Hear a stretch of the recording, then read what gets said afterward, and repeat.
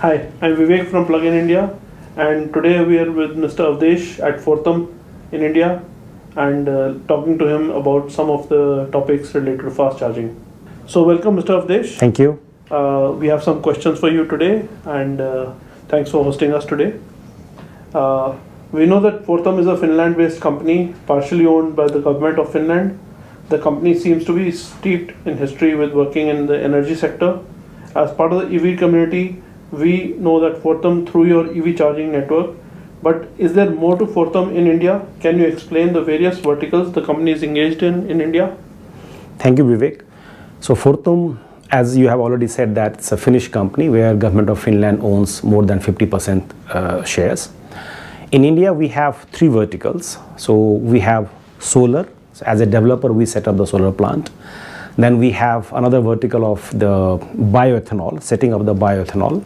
So where what we do is that we will be manufacturing the bioethanol, which will be blended with the petrol to reduce the emissions, because we believe that the total fleet of the ICE vehicles will not be off-road so soon, but the emission has to be reduced. So that's where the bioethanol will be manufactured.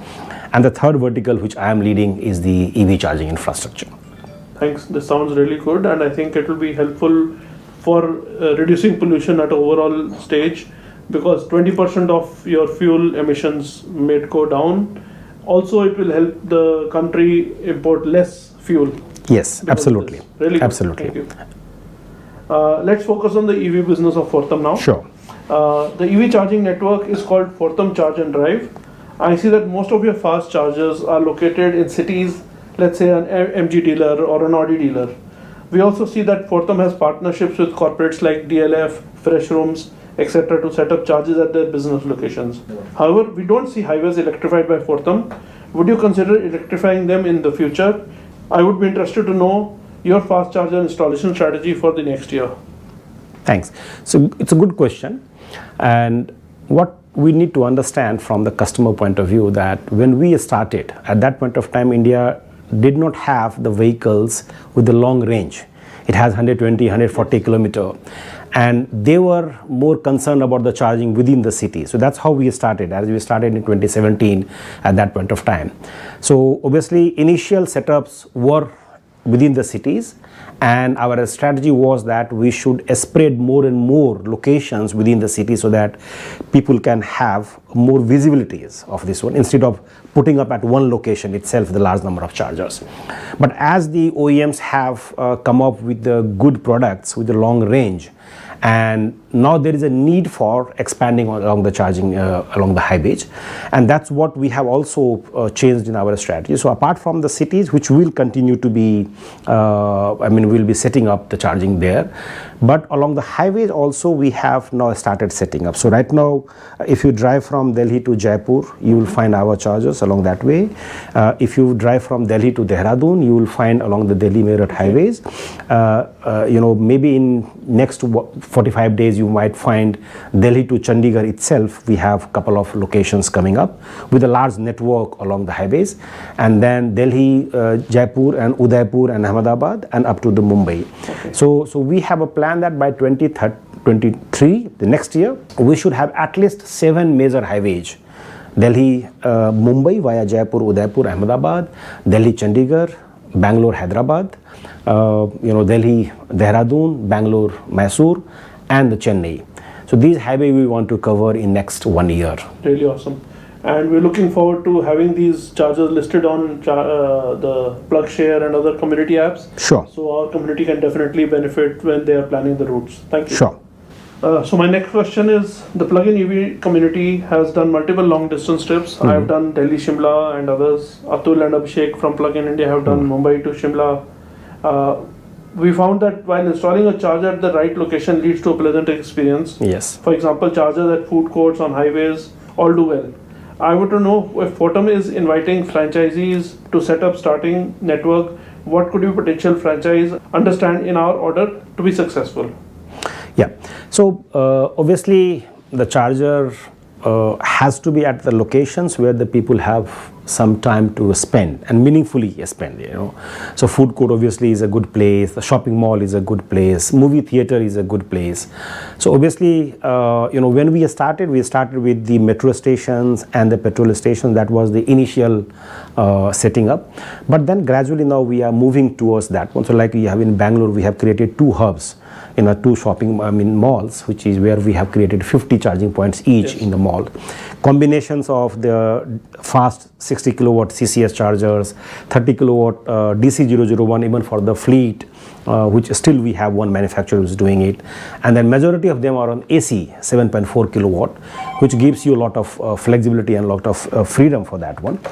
So obviously, and along the highways we are tapping only the food courts or the hotels or the malls, because we are aware that this is the natural place for the people to stay.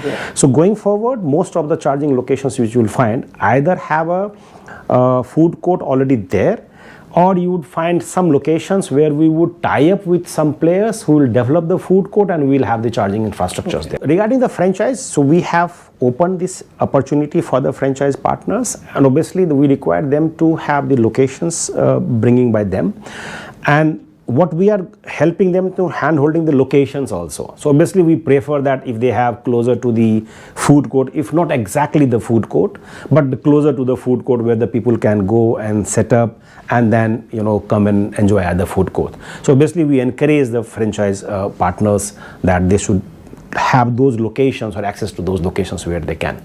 So if any of our viewers have a location on the highway which could be a potential location, definitely please get in touch with Fortum and they'll work with you. Yeah, absolutely. Absolutely. In fact, we have on the franchise side, we know that this business will not give you profit in next 2 years or 3 years, because we know the utilization is lesser number of cars. So in order to incentivize the franchise partner, we are giving them 3 years minimum guaranteed assured revenue. That's really good. You know, so that they should not be worried on that part, that, you know, if I invest for 3 years I have nothing, because we believe that post 2025 the utilizations will increase and then they can be self-sustaining. Yeah, but I think to add to that, the next generation of EVs which are coming, which are sub 10 lakhs, they might change this, and the people might get a revenue not 3 years but maybe 2 years. 2 years itself. Yeah, Quite possible. But at least we are giving them assurance that we are there with you with a minimum guaranteed committed. So for sure, India has that potential to get a lot of more EVs on the road. Thank you. Yes. Okay. The next question, we have used the Fortum app quite a number of times, and one cool feature is that we don't have to have a digital wallet today. We can just pay directly. Most CPOs use a wallet mechanism for payments. The EV community finds that maintaining a wallet balance can be really cumbersome after a while. Can you comment on this approach by Fortum India? Yeah, that's very interesting. You know, when we started, so obviously we are from Europe and we brought the learnings from there. What was available, we adopted here. And the postpaid was a good feature for there. So we started with the postpaid. But there is a difference in Europe and in India on the payment collection systems. So in Europe, regulators allow them that once you have loaded your credit card or debit card, midnight, they can automatically clear that credit card. In India, we have a 2-factor authentications. Yes. So it is in the hand of the customer because he has to punch the OTP every time. So we don't have the luxury of clearing those debts. It depends upon the customer. So what we have observed over these last 3 years, that we have a huge receivables which have not come from the customers, because many times unless the customer comes to this second charging, they are not obligated to clear, you know, that's purely voluntary. So whatever be the reason, we have not received huge amount of receivables, and you know that initial years business otherwise itself is not very making money, and then getting substantial amount get stuck. So that has now also started thinking that can we also move to the prepaid, and otherwise also in India, if you see, trend is towards prepaid, be it the electricity and others, everyone is moving to the prepaid. But then on the prepaid, because we are a part of some of the Nexon user groups and others, we got the feedback that in every wallet, people are asking for certain minimum amount to be blocked, and those amount remains blocked for a long time. So we have worked on that one. We are coming up with a feature on the so we will be converting from postpaid to prepaid maybe in couple of weeks time, but the customer will have the opportunity to use our wallet both digitally, and we will be also issuing a prepaid RuPay based card which they can use. But all this digital wallet and this, you don't have to maintain any minimum amount there. So whatever amount you want to put in there, that's purely in your control. So I give an example. Say as per min KYC, you can do maximum 10,000 rupees. So if you load this wallet to 10,000 rupees and you come to the charging of Fortum and you want to do a charging of 500 rupees, so you will be first blocked 500 rupees from this wallet, and you will be completing the charging. You will be, let's say 300 rupees is your actual amount, so then 200 rupees will be released to your wallet. So your wallet is left with 9,800 rupees. Now this wallet you can go and you can use at another CPO also. You can use this wallet for dining out at any restaurants. You can use it for purchasing the movie tickets, for renewing your membership of the OTT.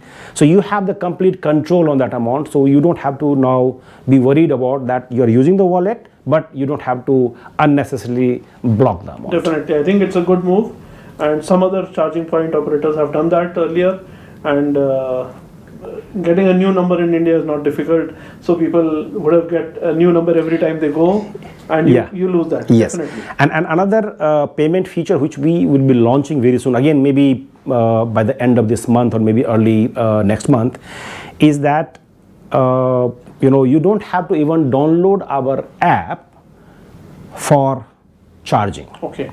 So I mean, you'll be using our app for the maybe for locating, finding the price and all those things. But essentially the feature would be that you will have, if you are a one-time user, you don't want to have the app, you don't want to use the RFID. Fair enough. You go, you will be given a URL, web-based URL. You can go there, you punch in your payment details, and you can use this RuPay card as well. And you will be getting the authorizations codes, you will be charging it, and the amount will be automatically debited from your this one. Quite interesting. So a lot of people have complained that we have to have too many apps. So here's a CPO who's going to give you without an app, and you can try that experience. Yes. Really good. Thank you. Okay, my next question. We understand that the two-wheeler versus three-wheeler EV charging is a bigger share of the market for charging providers. That brings us to Fortum's India's partnership with battery startup Log9. Please give an update on the community and how this partnership is developing. Okay, so as far as two-wheeler is concerned, we are not into two-wheeler charging or three-wheeler charging per se as a business. We are into the public charging and the community charging, primarily for the four-wheeler car, and now we are entering into the bus charging as well. But regarding the Log9, so the Log9 has developed a battery which they claim that it can be charged at a 5C, 4C rate.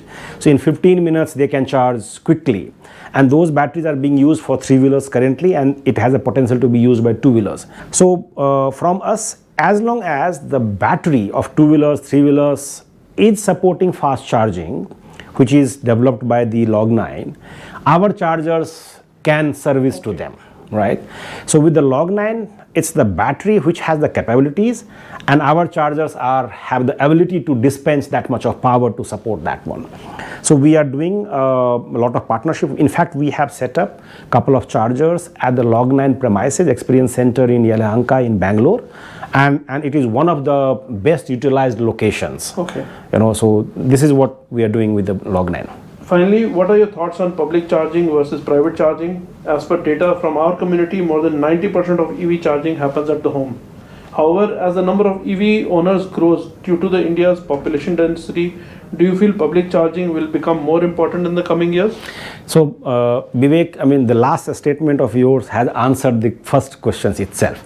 See, this has been my consistent view based on the Nordic experience and the European experience. See, in India, what we have seen that currently, yes, the maximum charging will happen at home, because the people who are buying the car, because car currently has a very high upfront cost. So those who are buying is expected to also have a dedicated garage also, parking also. And obviously the OEMs are also providing some of the OEMs are providing the chargers also. So initially they find it much more easier, right? But as per Government of India's, one of the data is that 70% of the cars in the cities are lying unauthorizedly parked outside on the street, right? Now, imagine a situation when, because we are talking of India where the EV becomes the mainstream. If the EV becomes 100% EV, then where those 70% cars would be charged? So they require a public, even in fact, as per the study of the IEA, International Energy Agency, 65% charging in the long term is expected to happen on the public charging, and only 35% on the private charging, right? That's the data from there. And intuitively, I also believe so, because if I go to, I'm more familiar with, you are familiar with Delhi topography. If you go to the Lakshmi Nagar, where you see the, cars are parked and then electricity lines are crisscrossing, you require a public charging, to this one. So I'm pretty confident that the public charging is required. And the another dimension, which is more nationalistic dimension, is that in one car park at home, you are serving only one car. Yes. And one car park at the public charging, you are serving more than 10 cars. Yes. So from the national resource optimization point of view, it's a public charging which is more important than the private charging. So I feel that the public charging, it will happen more and it should be encouraged. Okay, thank you. So I think this is the main questions that we had from Plug-in India point of view. Now I have some community questions. Sure, please. So the first is, your team has started a discount for our NexonEV Owners Club. How has the response been on that? Was it a good response? Did you get a lot of people interested on it, or? See, obviously, we have got positive response on that one, and here I would like to clarify one thing, because there is one misgivings about our pricing initially when we started with the per minute pricing, right? On the per minute pricing, there was a history behind why we wanted to use the. We discussed offline that, when you have the per kWh, the user do not have the disincentive to remove their car once they reach 80%, 85%, because the charging speed is slow. But what you are doing, you are occupying that space which can be used by other fellow users. So we thought that the per minute would be more, because after 80% they feel that fine, why should I spend 45 minutes for 10% juice? I'll be paying more. So that was the incentive. But the premises was, because our learning was from Europe, premises was that all the manufacturers of the car, they will be having the 50 kilowatt or 40 kilowatt charging speed. Unfortunately, the major car manufacturers, when they launched the first version of their famous car, it has only 22 kilowatt or 25 kilowatt. So obviously on the per minute basis, the pricing for them was becoming very high. And so when we got this feedback and the data, we thought that yes, this is a genuine thing, and that's how we moved to the per kWh. And also we felt that the Nexon users probably required some compensation from our side. That is our moral obligations. So that's how we introduced this discount, and we got the positive response.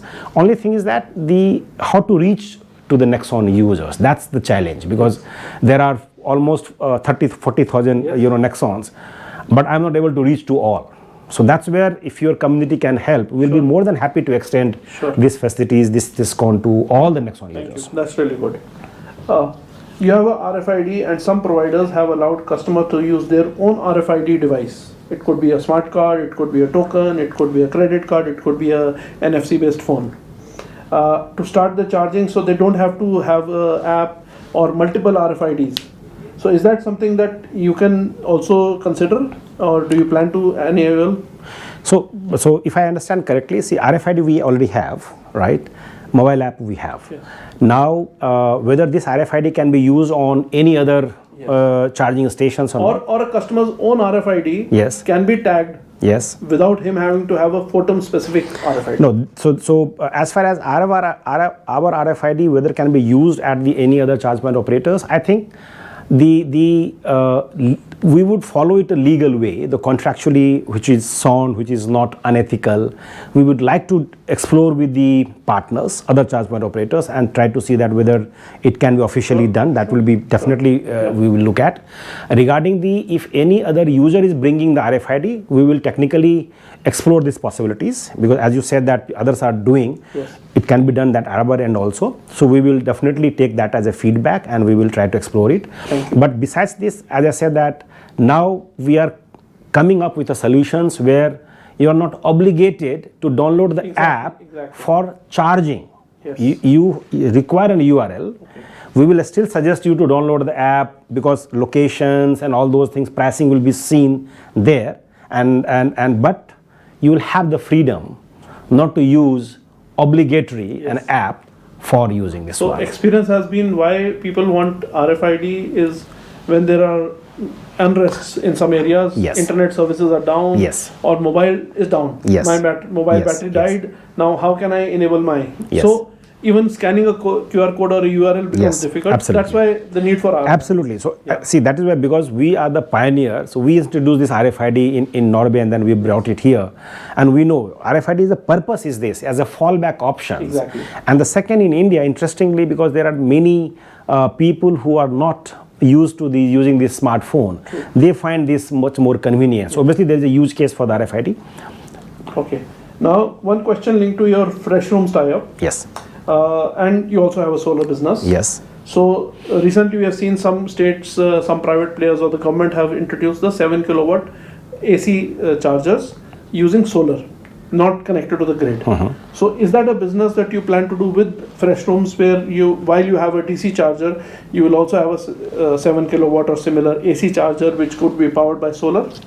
So obviously, see, the fresh room partnership is something where we are trying to use, the convenience, because the fresh room is offering the convenience in terms of accessing the hygienic toilet, the cafes and others, and that's a natural stop for the people. See, as you know, the solar requires some space and also it requires the battery backup. So obviously it adds to the additional cost to the capital investments. So we are open to explore these possibilities. On the fast chargers, we feel that it's very, very difficult to do it at this stage. But on the slow chargers, yes, it is quite possible. We will explore it. So the locations where we are creating the hubs, there we explore these possibilities of having the solar platform backup and with the slow chargers being done there. Today what happens, most of the cars, they charge up to 90% and after that 90 or 95 depending on the brand, the charging speed will slow down. So at that time they are actually blocking more fast charging sessions. So do you plan to have a dual model or some sort of a penalty, like I heard in China, charging bay has that if you complete your charging and beyond 10 minutes if you stop, they charge you double the rate, so that you move your car quickly. Do you plan to do something like that? So at this stage, Vivek, we are very clear that we don't want to do anything which is detrimental to the customer's adoptions. I don't want to introduce any penalty or anything. So we would trust on the users, I would say, the behavior, that they would care for the other fellow. We would be also running the campaigns through the social media to what is expected, what are the good practices expected from the EV users. So instead of taking these punitive actions and all, we will be more on the communications, more on the awareness side. But yes, through this platform, I would like to urge not only that they should take care of the other fellow, the users by removing the car after 80% or rather 80-85%, and then they can again come back for the top up. But also the another issue which the charge point operators we are facing is that pressing of the emergency button. That's a big problem. So once you press the emergency button, fine, in order to remove the gun or whatever is the reason, but request is that please release those emergency button, because if you don't release it, then it remains unavailable to the fellow users, because on the system it will show that charger is offline, and the other users who is in the queue or who is in the waiting, they will not know that the emergency button is pressed. So request is that first, please don't press the emergency button. There are different ways by which you can release the guns, but if you have at all to do it, please release it after getting your guns released. So that before will be, I add to this point, yeah. You talked about punitive action. So I'm saying even if it's a SMS or a alert in the app saying now your charging is this much and your speed has slowed down, if you don't really need the rest of it and somebody is waiting, please give them. This is interesting feedback. Yeah. This is interesting feedback. We will definitely develop it. Now feature. about this reset button. So some of our community team members, they make it a point when they go from their home to their office in the morning, they open the app, 2-3 apps of the chargers on the way to make sure they are online and available. If they see it's offline, he stops. He makes sure the reset button is not pressed or it's rotated and pulled out, so that it's available again for the community. So they're really good people. This is I would like to mention Gaurav Rathore in Pune. He does this regularly. Excellent. I on behalf of my company, I thank Gaurav and such other people, because this is fantastic support which you are giving to the charge point operator. Yeah. Excellent. Thank you. Thanks for your time. Thank you. And thank you, we'll be Vivek. back with another video. Thank you. Thank you.